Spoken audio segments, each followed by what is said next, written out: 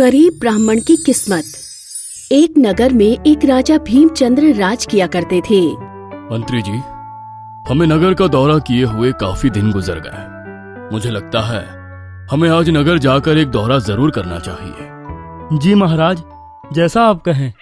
सुबह के समय मंत्री और महाराजा आम वेशभूषा धारण किए महल से निकले। वो पहले बाजार में घूमे, जहाँ सब कुछ ठीक चल रहा था। वहाँ उनको एक मंदिर नजर आया। कृष्ण भगवान का मंदिर। मंत्री और महाराज ने उनके आगे माथा टेक हाथ जोड़े और जब वो मंदिर की सीढ़ियों से नीचे उतर रहे थे तो उनको एक एक कोनों पर दो ब्राह्मण बैठे हुए नजर आए। सुबह से बैठे हुए कितना समय हो गया, अभी तक एक भी ग्राहक नहीं आया। ये ब्राह्मण होना तो एक गुनाह लगता है। तभी उसके जवाब में दूसरा ब्राह्मण बोला, भैया, जब भगवान ने हमें ब्राह्मण जाति में पैदा किया है तो जाहिर है वो यही चाहते हैं कि हम यही काम करें। मैं तो इस काम से बिल्कुल भी संतुष्ट नहीं हूँ। उनकी बातें सुनकर महाराज ना जाने किस सोच में डूब गए। महल आकर उन्होंने मंत्री से कहा, वो सगे भाई दिख रहे थे। दोनों ही ब्राह्मण थे, लेकिन एक बिल्कुल शांत और संतुष्ट दिख रहा था और दूसरा बहुत ही दुखी। हाँ महाराज, दोनों एक दूसरे के बिल्कुल विपरीत हैं। ना जाने हमें क्यों लगता है हमें उन दोनों को ठीक से जानना चाहिए। रात के समय महाराज मंत्री के साथ उन दोनों के घर के लिए निकल गए। पहले वो बड़े भाई सुनील के घर पर गए और खिड़की से जाकर देखने लगे। बहुत भूख लगी थी। अच्छा हुआ शाम के समय ग्राहक आ गया, वरना मैंने तो सोचा था आज भूखा ही मरना पड़ेगा।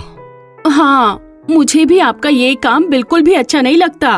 आओ, अब जरा छोटे के घर होकर आते हैं। छोटा भाई सुधीर भी इस समय अपनी बीवी के साथ खाना खाने ही बैठा था। शुक्र है भगवान का, उसने आज भी हमें खाना दे दिया। आज भी वो हमें भूखा नहीं सुलाएगा। जी आप सही कहते हैं, भगवान सबका भला करते हैं।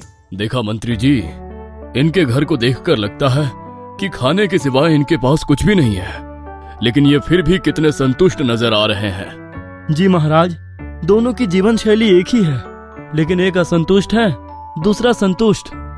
लेकिन इन दोनों में से कौन लालची है, ये जानने के लिए हम इनकी एक परीक्षा लेना चाहते हैं। महाराज, जैसा आप उचित समझे।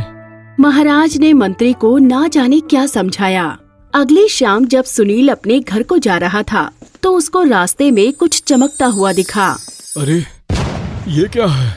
उसने करीब जाकर देखा तो जमीन पर सोने की 5 अशर्फियां पड़ी हुई थी। हे भगवान, तेरी लीला अपरंपार है। आज तो दिवाली मन गई। सुनील ने झट से वो अशर्फियां उठा ली और अपने घर पर पहुंचा। देखो लक्ष्मी, आज तो घर में लक्ष्मी आई है। उसकी बीवी ने जैसे ही सिक्कों को देखा तो वो खुशी से झूम उठी। अरे अरे अरे, वाह, आज तो आपने कमाल ही कर दिया। वहीं सुधीर को भी रास्ते में 5 अशर्फियां मिली थी। वो उन्हें लेकर घर पहुंचा।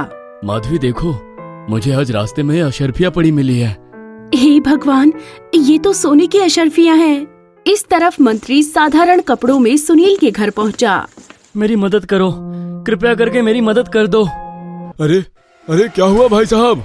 कौन है आप? मैं एक गम का सताया गरीब आदमी हूँ। मेरी बीवी की तबीयत बहुत खराब है। ऐसे में मकान मालिक ने हमें घर से भी निकाल दिया है। न मेरे पास उनका इलाज कराने के लिए धन है, न ही मकान मालिक को किराया देने के लिए। इस पर सुनील गरज कर बोला, भाई, तुम अपनी परेशानी मुझे बताकर कोई समझदारी वाला काम नहीं कर रहे हो। मैं तो खुद एक गरीब ब्राह्मण हूँ, मेरे पास धन कहाँ से आया? इस पर मंत्री मुंह लटकाते हुए बोला, ठीक है, अगर आपके पास कुछ नहीं है तो मैं चलता हूँ। ये कहकर वो वहाँ से चला गया और उसी समय महाराज भी साधारण वेश में सुधीर के घर पहुँचे। मदद करो भाई, कोई मेरी मदद करो। उसकी आवाज सुनकर सुधीर ने दरवाजे की तरफ देखा तो महाराज चेहरे पर परेशानी के भाव लिए सामने खड़े थे। अरे आप कौन है भाई? क्या मदद चाहिए आपको? अब महाराज ने भी वही बात बताई जो कि मंत्री ने सुनील को बताई थी, जिसे सुनकर सुधीर परेशान हो उठा। उसने वो 5 अशर्फियां महाराज के हाथ पर रख दी और बोला, जाओ, तुम इन सोने के सिक्कों से अपनी पत्नी का इलाज कराओ, मकान मालिक को किराया दे दो और जो बचे उससे अपने घर में राशन भर लेना। तुम कितने दयालु हो, तुम्हारा बहुत बहुत धन्यवाद। बाहर राजा और मंत्री एक दूसरे से मिले। महाराज, बड़ा भाई सुनील तो बहुत ही क्रूर और लालची है। उसके पास अशर्फियाँ थीं, लेकिन इसके बावजूद भी उसने मेरी मदद नहीं की, जबकि मैं कितना परेशान होकर पहुंचा था। दोनों भाइयों में इतना फर्क? आपको सुनकर हैरानी होगी कि उसके छोटे भाई सुधीर ने मुझे 5 अशर्फियाँ दे डाली, एक भी अपने पास नहीं रखी, जबकि उसके घर में भी बहुत परेशानी है।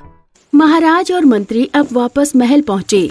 अगले दिन सुधीर और सुनील को उसी गली में 10-10 सोने की अशर्फियाँ मिली। सुनील घर पहुँचा और उसने अपनी बीवी को अशर्फियाँ दिखाई।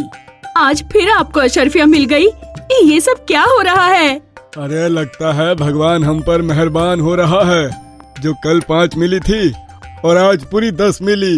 वहीं दूसरी तरफ, देखो देखो, आज और 10 अशर्फियाँ मिली हैं। हे भगवान, ये तो और भी अच्छा हुआ। अब तो हमारे पास 15 अशर्फियाँ हो गई हैं। इस बार सुनील के घर महाराज गरीब आदमी के वेश में पहुँचे। आपके पास तो सोने की अशर्फियाँ हैं, इससे आप मेरी मदद कर सकते हैं। मैं बहुत परेशान हूँ, मेरा घर बुरी तरह टूट गया है, मैं और मेरा परिवार बेघर हो गए हैं। अरे अरे, ये क्या बदतमीजी है भाई? तुम मांगने के लिए किसी के भी घर में घुस जाते हो क्या? कृपया करके मना मत कीजिए सेठ जी, भगवान आपको और सोना देगा। फिलहाल मेरी मदद कर दीजिए। मैं कोई सेठ नहीं हूँ, मैं तो अभी एक गरीब ब्राह्मण हूँ और भगवान ने ये अशर्फी मुझे दी है, तो इसका मतलब वो इसे मुझे ही देना चाहते थे। हम इन्हें किसी दूसरे को नहीं दे सकते। जो धन किसी के काम ना आ सके, वो भला धन कैसा? ये धन हमारे बहुत काम आएगा, लेकिन तुम अपनी परेशानी अपने आप देखो। आज के बाद यहाँ मत आना। इस बार मंत्री सुधीर के घर पहुँचा। सुनो, कोई मेरी पुकार सुनो। अरे आप कौन हैं? मैं बहुत परेशान हूँ। कल जो बारिश आई थी उसमें मेरा कच्चा मकान टूट गया। अब मेरे पास रहने का आसरा नहीं है। उसकी परेशानी सुनकर सुधीर भी परेशान हो उठा। एक घर तो कम धन में नहीं बनेगा, उसके लिए तो काफी धन चाहिए होगा। ये कहकर सुधीर ने 10 की 10 सोने की अशर्फियाँ मंत्री को दे दी। ये क्या, आपने सारी सोने की अशर्फियाँ मुझे दे दी? इससे तो आपकी बहुत सारी परेशानियां खत्म हो जाती और आप कई दिनों तक बैठकर खाते। ये धन मेरा नहीं है, भगवान ने मुझे दिया था और आपको मेरे दरवाजे पर भेजा। इसका मतलब ये उसने मुझे आप ही के लिए दिया था। ये सुनकर मंत्री आश्चर्यचकित रह गया और महाराज को जाकर उसने सब कुछ बताया। सच में इस सुधीर के जैसा तो आज तक कोई नहीं देखा। कितनी परेशानी में सिर्फ खाने के ऊपर जिंदगी गुजार रहा है, और धन पाया भी तो उसे दूसरों की भलाई में खर्च कर दिया। जी महाराज। और एक तरफ है उसका भाई जो बस अपने ही बारे में सोचता है। उसने ये नहीं देखा कि धन आने से पहले वो भी उसी तरह परेशान था जैसे हम उसके घर फरियादी बनकर गए थे। महाराज, आप इन दोनों की परीक्षा ले रहे थे, तो अब आपने क्या फैसला लिया? हाँ, अब हमें लगता है इन दोनों की आखिरी परीक्षा और लेनी चाहिए। अगली शाम महाराज ने सुनील और सुधीर दोनों को उनकी पत्नियों समेत महल में बुलवाया। महाराज, आपने हमें यहाँ किस लिए बुलाया है? तुमको बुलाने का खास मकसद है। यह आदमी जो तुम देख रहे हो, 2 दिन पहले इसकी 30 सोने की अशर्फियाँ एक गली में गिरी थी, और हमें पता चला है कि 2 दिन पहले उस गली से रात के समय आप दोनों गुजरे थे। तो बोलिए, आप में से किसके पास इसकी अशर्फियाँ हैं? ये सुनकर सुनील की सिट्टी पिट्टी गुम हो गई। तभी सुधीर बोला, हाँ महाराज, मुझे 2 रातों तक एक 5 और दूसरी रात 10 सोने की अशर्फियाँ मिली थी, और मैं उन अशर्फियों को अपना घर बेचकर एक व्यापारी को चुका दूंगा। घर बेचकर क्यों? क्या तुमने उन्हें खर्च कर डाला? नहीं महाराज, दरअसल जब भी मुझे अशर्फियाँ मिली तो कोई गरीब मजदूर परेशान हाल व्यक्ति मेरे घर मदद के लिए आया, और मैं अपने आप को उसकी मदद करने से रोक नहीं पाया और वो अशर्फियाँ उन्हें दे डाली। ये सुनकर सभी दरबारी आपस में खुसर पुसर करने लगे। सभी सुधीर की दरिया दिली की तारीफ करने लगे। तुम्हारे पास केवल एक घर है और तुम उसे बेचकर अशर्फियाँ दे दोगे तो रहोगे कहाँ? वो तो बाद में देखा जाएगा। फिलहाल मैंने किसी और का धन इस्तेमाल किया है, उसे लौटाना मेरा फर्ज है। महाराज ये सुनकर बहुत प्रसन्न हुए। फिर महाराज ने सुनील से सवाल किया, और बाकी की 15 अशर्फियाँ क्या तुम्हारे पास है सुनील? महाराज, मेरे पास कोई अशर्फियाँ नहीं है। जब 15 इसे मिली हैं तो बाकी भी इसे ही मिली होंगी। खामोश। इस पर महाराज को बुरी तरह क्रोध आ गया। सभी महाराज की ओर सवालिया नजरों से देखने लगे। हमने इन दोनों भाइयों की परीक्षा लेने की सोची थी, इसलिए जिस रास्ते से ये दोनों घर लौटते हैं हमने उसी रास्ते पर अशर्फियां फेंकी थी। इन दोनों ने अशर्फियां उठाई और अपने अपने घर गए। फिर जब हम सुधीर के घर एक गरीब आदमी बनकर गए तो इसने हमें सारी अशर्फियां दे दी जिससे मेरी मदद हो जाए। और ये सुनील कहता था कि अशर्फियां इसे मिली है तो इसी के भले के लिए, किसी की मदद करके ये भला अपना नुकसान क्यों करे। लेकिन आज इसने हमारे सामने भी चालाकी दिखानी चाहिए और पूरा इल्जाम सुधीर पर लगाना चाहा। ये बात हमें बहुत ज्यादा क्रोधित कर रही है। महाराज की बात सुनकर सुधीर हैरान रह गया और सुनील के तो पैरों तले जमीन निकल गई। महाराज, आप हमारे घर आए थे और हमने आपका आदर सत्कार भी नहीं किया। हम आपको पहचान नहीं पाए महाराज, हमें माफ कीजिए। नहीं सुधीर, हम तुम्हारे घर एक फरियादी बनकर गए थे और तुमने मेरी फरियाद सुनकर अपना कर्तव्य अच्छे से निभाया। लेकिन ये सुनील एक नंबर का लालची है। ये तो ब्राह्मण जाति के लायक भी नहीं है। महाराज, मुझे माफ कर दीजिए। जी जी महाराज, हमें माफ कर दीजिए, हम लालची हो गए थे। ठीक है, हम आपको माफ करते हैं। अब तुम अपनी आंखों से सुधीर की जिंदगी बदलते हुए देखो। हम सुधीर को इसकी दरिया दिली का इनाम देते हैं। ये कहकर महाराज ने सुधीर की तरफ देखा। सुधीर, हम तुमको आज से राज पंडित घोषित करते हैं।